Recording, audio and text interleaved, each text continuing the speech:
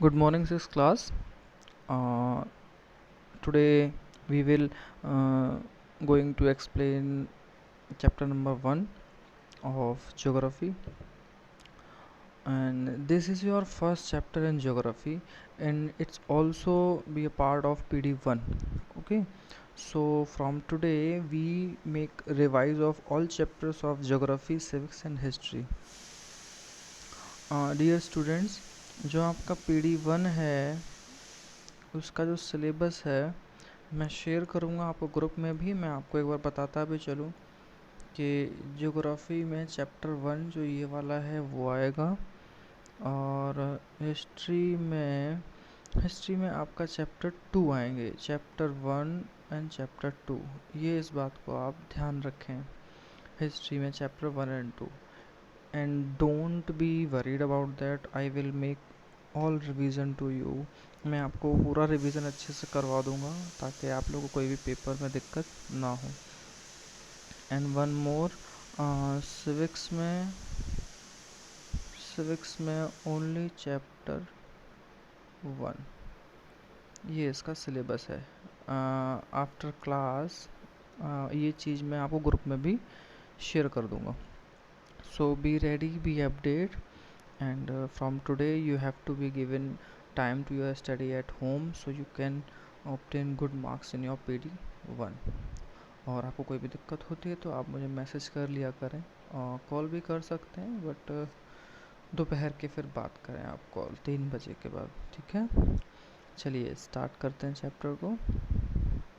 Yes, chapter 1, the earth in the solar system. बहुत easy topic है, बहुत अच्छा टॉपिक है, और आपको बहुत सारी चीज़ें इसमें जानने को भी मिलेंगी। तो बेसिकली जो क्वेश्चंस आते हैं ना आपके इसमें, वो मल्टीपल चॉइस ही आएंगे। जो ये आपका पेपर होगा 40 क्वेश्चंस होंगे। कुछ क्वेश्चंस उसमें लॉन्ग हो सकते हैं, बट वो लॉन्ग बहुत छोटी छोटी लाइंस में लिखने के लिए होंगे। 2 मार्क्स का हाईएस्ट क्वेश्चन हो सकता है। Okay, let's start. ये जो फर्स्ट पैराग्राफ है ना आप देख रहे हैं, अगर इस पैराग्राफ की बात करें तो इसमें ऐसा कुछ भी नहीं है पढ़ने के लिए, ये नॉर्मल है, क्योंकि आपको अपने पीडी टेस्ट से रिलेटेड ही रिवीजन करना है, तो हम यहाँ से स्टार्ट करेंगे। Okay, along with this, yes, आप देखते हैं यहाँ फुल मून, न्यू मून के बारे में बात हो रही है, जो आपके एग्ज़ाम्स में भी ये चीज़ आ सकती है, और ये चीज़ जब आपने क्वेश्चन आंसर्स किए होंगे तो ये क्वेश्चन आंसर्स में भी आपको चीज़ दिखाई दी होगी। आप देखते हैं कि मून जो मोस्ट ऑफ द डे होता है वो कई बार जो है अपीयर होता है डिफरेंट टाइम में, डिफरेंट शेप में, डिफरेंट पोजीशंस में। ठीक है, आपने खुद देखा है चंद्रमा बहुत छोटे साइज़ में, फिर उससे बड़ा होता है, फिर हाफ मून, फिर फुल मून, ऐसा ऐसा अलग टाइम पे होता है, और फिर कुछ टाइम के लिए वो पूरा गायब हो जाता है।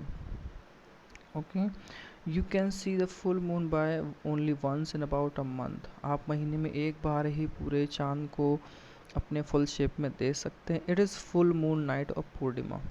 और जब हम जिस रात में उसको पूरा देखते हैं वो रात ही पूर्णिमा कहलाती है हिंदी में, और वही नाइट आपकी फुल मून नाइट भी होती है। ये आपका यहाँ से क्वेश्चन होता है, what is full moon, what is Purnima. तो आप कह सकते हैं कि when we see full moon once in about in a month it is called full moon और पूर्णिमा। ये यहाँ से इस तरह से क्वेश्चन बनता है और उसका आंसर है। सेकंड क्या है,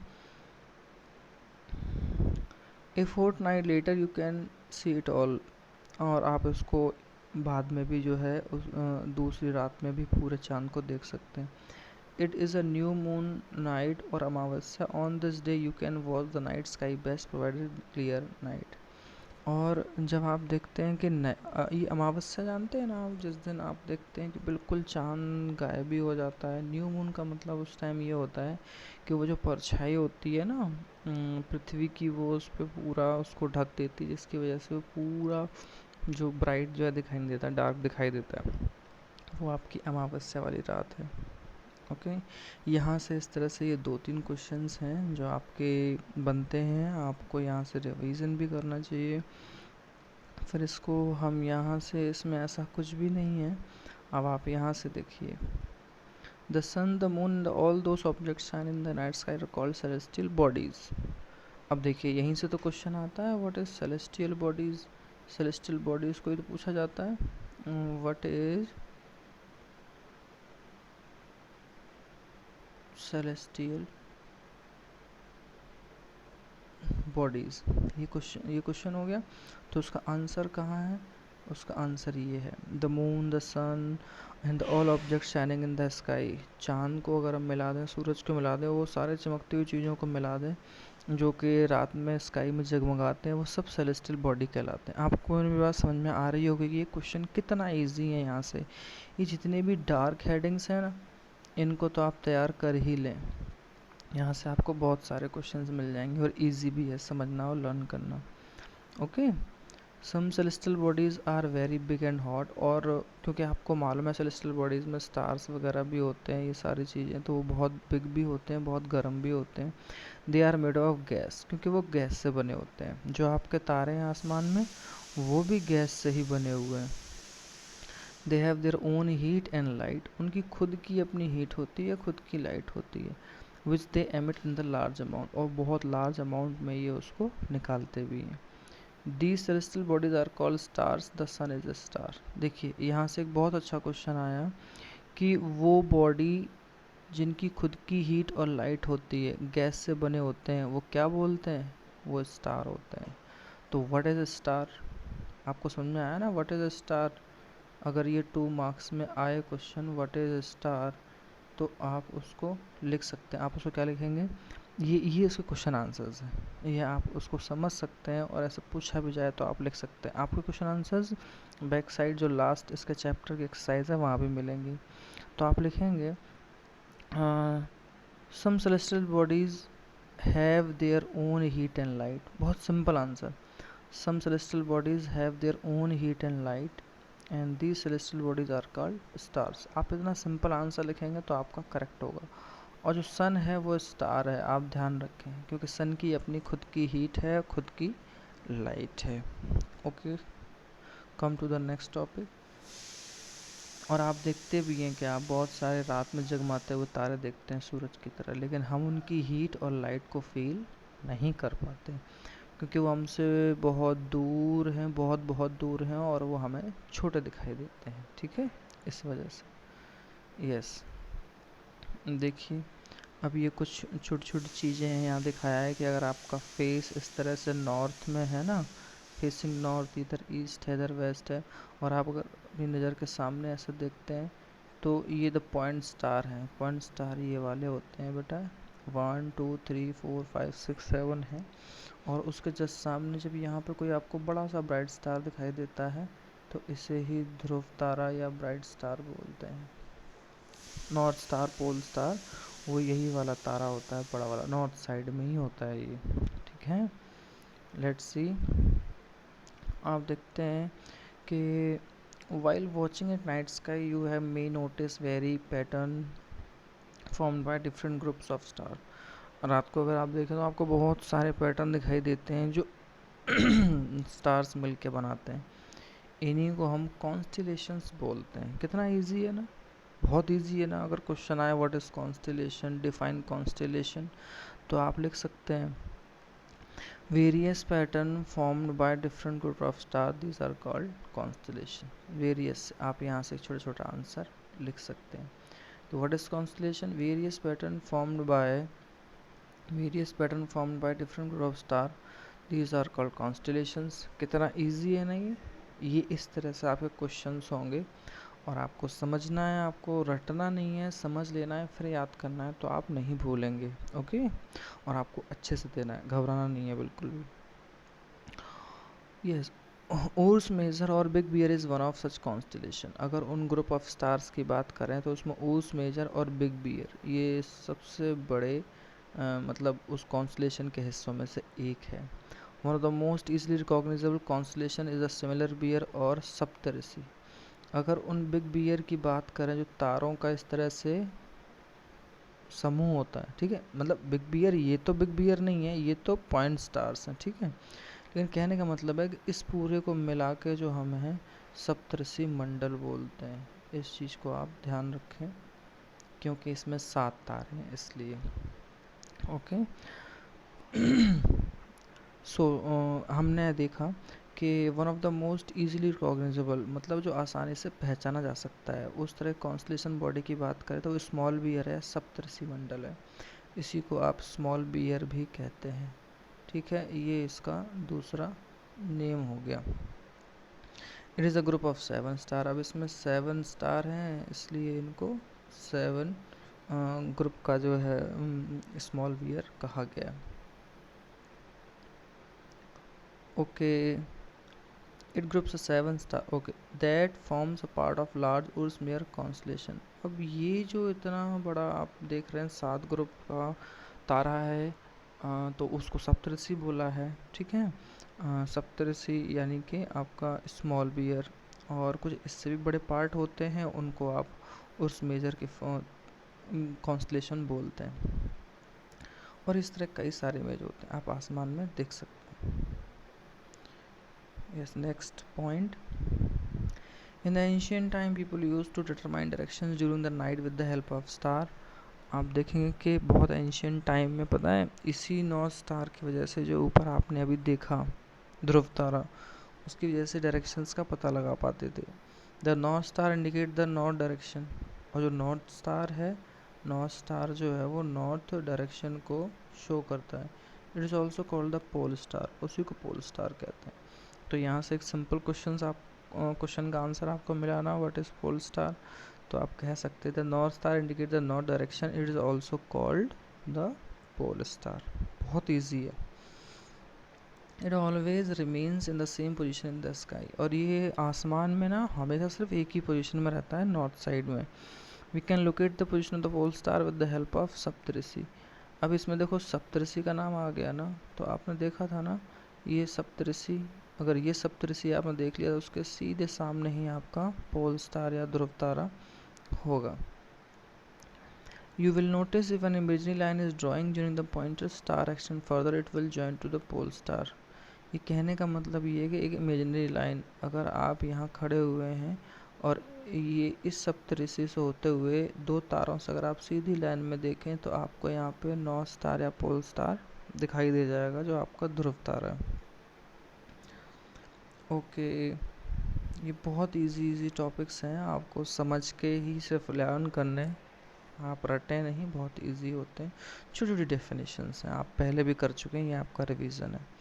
some celestial body do not have their own heat and light. कुछ बॉडीज़ ऐसी होती है जिनकी खुद की जो लाइट और हीट नहीं होती है। They are lit by light of stars, such bodies are called planets. और ऐसे जो बॉडी होती है ना, ये दूसरों की लाइट्स, जो स्टार की लाइट है, सन की लाइट है, या अदर किसी बड़े स्टार की लाइट है, उससे अपने आप को मतलब लाइट लेते हैं, उनसे लाइट लेते हैं। उन बॉडी को कौन क्या कहते हैं बेटा? प्लैनेट्स। तो प्लैनेट्स और सेलेस्टियल बॉडीज़ में बहुत माइनर डिफरेंस हुआ ना। सेलेस्टियल बॉडी वो है जिनमें खुद की हीट होती है, और प्लैनेट्स क्या हैं? जिनकी खुद की हीट नहीं होती है। कितना इजी है ना, खुद का हीट एंड लाइट नहीं है तो वो प्लैनेट है, और जिनकी खुद की हीट एंड लाइट है वो सेलेस्टियल बॉडी है। Very minor difference. The word planet come from Greek word planetai. आप देखेंगे कि जो वर्ड प्लैनेट है वो ग्रीक वर्ड प्लेंटेई से ही मिला है, जिसका मतलब वॉन्डरर होता है। अब वॉन्डरर समझते हैं आप? वॉन्डरर मतलब इधर से उधर घूमते रहना, किसी चीज़ के चारों ओर घूमते रहना। The earth on which we lives a planet. Earth एक प्लैनेट है। It gets all its heat and light from the sun. आपको मालूम है कि हम सारी हीट और लाइट जो है सन से लेते हैं, जो हम अर्थ पे रह रहे लोग हैं। Which is our nearest star, और हमारे नियरेस्ट स्टार जो है वो सन ही है, लेकिन फिर भी बहुत दूर पे है। If we look at the earth from a great distance, say the moon, it will appear the shining just as the moon। आपको ऐसा लगता है ना जैसे चांद चमकता है, तो वो भी हमारे बहुत नज़दीक है। सूरज भी चमकता है, बट वो हमसे बहुत किलोमीटर्स की दूरी पे है। सूरज तो लगभग 15 करोड़ किलोमीटर की दूरी पे है, और चंद्रमा भी कई लाख किलोमीटर की दूरी पे है। Yes, the moon that we see in the sky is a satellite. अगर मून के लिए कहा जाए ना, तो मून एक सैटेलाइट है, बट वो नेचुरल सैटेलाइट है, जो गॉड ने या अपने फॉर्म में जो बना हुआ है पहले से, उसको हमने नहीं बनाया। आप उसको ऐसे समझें, natural satellite. It is companion of our earth. ऐसे अर्थ है तो इधर सूरज है, इधर चक्कर लगाता रहता है, सॉरी चंद्रमा है, ये चंद्रमा है, ये इसके चारों ओर ऐसे चक्कर लगाता है, ये आपकी अर्थ है। और चंद्रमा इस तरह इस तरह इस तरह चक्कर लगाता है। तो ये जो आपका मून है वो सैटेलाइट है, ठीक है, और वो हमारे अर्थ के चारों तरफ घूमता रहता है। And moves around it like our earth there are 8 other planet that get heat and light from the sun. हमारी अर्थ के अलावा भी 8 प्लैनेट्स हैं, ठीक है, जो सन के चारों ओर घूमते रहते हैं। ऐसे ऑर्बिट्स हैं बड़े बड़े, आपको भी दिखाई देगा, उसके चारों तरफ वो घूमते रहते हैं। Some of them have their moons too, और जैसे हमारी अर्थ का भी अपना एक कंपेनियन है मून, वैसे ही जो वो जो अदर प्लैनेट है ना, उनके भी अपने मून्स होते हैं। सैटर्न के तो बोलते हैं कि 21 मून्स हैं। ओके, द सोलर सिस्टम, ये बहुत ईजी है। देखिए, व्हाट इज सोलर सिस्टम? सबसे important definition, the sun, 8 planets, satellites and some other celestial body known as asteroid and meteoroids form the solar system। Easy है ना? अगर आपकी अर्थ के साथ साथ जो 7 planets हैं वो आपका सन और कुछ सेलेस्टियल बॉडी और मून, इन सबको अगर ऐड कर दिया जाए तो वो क्या फॉर्म करता है? Solar system. कितना इजी है ना, बहुत इजी है। आप उसको बिल्कुल इजी लैंग्वेज में लिखें, the moon, the sun, earth along with 7 other planets and all the form solar system. Okay, we often call it solar family with the sun at its head. हम इसको कई बार solar family भी बुलाते हैं और सन उसका हेड, क्योंकि सन के ही चारों ओर सारे जो प्लैनेट्स हैं वो रिवॉल्व करते हैं। देखो आप, ये है ना, ये आप देख रहे हैं, यहाँ सन है, मरकरी, मार्स, अर्थ, वीनस, जुपिटर, और ये एस्टेरॉइड्स की बेल्ट है, मेटेरॉइड्स भी हैं, उन सबको मिला के पूरा सोलर फैमिली उसको हम बोलते हैं। वर्ड ओरिजिन यहाँ से मैं आपको नहीं देने वाला हूँ। कई बार मैं चाहता हूँ बहुत हार्ड पेपर नहीं हो, पेपर ऐसा हो, क्योंकि आप 6 क्लास में हैं, आपके लिए कुछ चीज़ें नहीं हैं, तो मैं चाहता हूँ पहले आप उन चीज़ों से डरें नहीं, अच्छे से पढ़ें और समझें। अब यहाँ पे सन और प्लैनेट्स के बारे में, ये बहुत इजी है। Sun is about 150 million kilometre away from the earth, यानी कि 150 मिलियन का मतलब है 15 करोड़ 15 करोड़ किलोमीटर दूरी है अर्थ से, ठीक है। तो अगर आप इसको समझें, sun is the centre point of the solar system, centre में ये है, वो हेड है। It's huge and made of extremely hot gases, आप सब जानते हैं वो गैसेस से बना हुआ, यही जो छोटी छोटी लाइन लिखती हैं, ठीक है। It provide the pulling force that bind the solar system, यही वो फोर्स पुलिंग प्रोवाइड करता है जिससे कि हम सब बंधे हुए हैं। आप देखते हैं ना, सूरज के चारों तरफ सारे जो प्लैनेट्स हैं वो चक्कर लगाते हैं, वैसे ही the sun is the ultimate source of heat and light for the solar system. पूरे सोलर सिस्टम को हीट और लाइट देने का काम सूर्य करता है, वो सबसे बड़ा सोर्स है। But the tremendous heat is not felt so much by us because despite being our nearest star it is far away from us। हाँ, इसकी जो बहुत भयंकर जो इसमें गैस है, इसकी हीट है, वो हमें उतनी फील नहीं होती है क्योंकि हमसे बहुत दूर है। मैंने आपको बताया भी था 150 मिलियन यानी 15 करोड़ किलोमीटर की दूरी है, लेकिन फिर भी आप देखते होंगे गर्मियों में हमारी हालत ख़राब हो जाती है, और आप देखते हैं कि वो हमको बहुत ज़्यादा हीट देता है। सो दिस इज़ प्लैनेट, इनको आपको समझना है, ये फॉर्मूला है लर्न करने का, my very efficient mother just served us nuts. M for Mars, Venus, Earth, और ये एम फॉर दूसरा कौन सा हुआ? Mars, Venus, Earth and next Jupiter, Saturn, Uranus and Neptune. ये इस तरह से है, ये आपके याद करने के लिए है। मरकरी, सॉरी, पहले मरकरी है फिर मार्स है, M for Mercury and then M for Mars. इस तरह से आपको याद करने के लिए ये चीज़ें दी हुई हैं। अगर ये ऑर्डर की बात करें ना, हम लोग ऑर्डर में कैसे, eights planet solar system in order of their distance from the sun. अगर हम डिस्टेंस के अकॉर्डिंग बात करें कि सूरज के पास पहले कौन है, फिर कौन है, फिर कौन है, फिर कौन है, फिर कौन है, फिर कौन है, तो पहले मरकरी है, फिर वीनस है, अर्थ है, मार्स, उसके अकॉर्डिंग इसको ऑर्डर में लगाया गया है। तो उसको ये ऑर्डर को याद करने का ये एक तरीका है, ठीक है, एक sentence. All the 8 planets of the solar system move around the sun is fixed path. ये जो सारे आपके ये जो प्लैनेट्स हैं ना, ये सन के एक फिक्स पाथ में चारों ओर इस तरह से राउंड चक्कर लगाते रहते हैं, ठीक है। दीज पाथ्स एलोंगेटेड, बहुत लंबे लंबे हैं, बहुत बड़े बड़े पाथ हैं, इन्हीं को हम ऑर्बिट्स बोलते हैं। तो what is orbit? You know कि all the planets move around the sun in fixed path. These paths are elongated, these are called orbits. Easy है ना, बहुत easy है। Mercury is the nearest to the sun, sun के सबसे करीब कौन सा है? सन। ये छोटे छोटे पॉइंट्स हैं, इनको आप नोटबुक में लिख लिया करें। जिन्होंने अब तक नहीं लिखा है, जितनी भी चीज़ें मैंने चैप्टर्स में समझाई हैं, अंडरलाइन करके, क्वेश्चन आंसर्स करके, आप उनको समझें, आप उन्हें लिखें और उन्हें याद करें। It takes only 88 days to complete one round on its orbit. और मरकरी को, जैसे सूर्य है, ठीक है, और मरकरी इसके आसपास घूम रहा है, तो उसको 88 days लगते हैं पूरा एक चक्कर लगाने में। Venus is considered as earth twin because its size and shape were very much similar to the earth, to that of the earth. Venus को ना अर्थ की जुड़वा कहते हैं, वो इसलिए कि उसका साइज और शेप है ना, वो बिल्कुल सिमिलर है अर्थ की तरह। तो वीनस की जुड़वा, वीनस किसकी जुड़वा है? अर्थ की। अर्थ की ट्विन कौन है? वीनस। ये इस तरह से आपके क्वेश्चंस थोड़ा कई बार ऐसे मतलब घुमा के पूछ लिया जाता है। तो स्टूडेंट्स, आज के लिए आप इसको इतना ही रखें।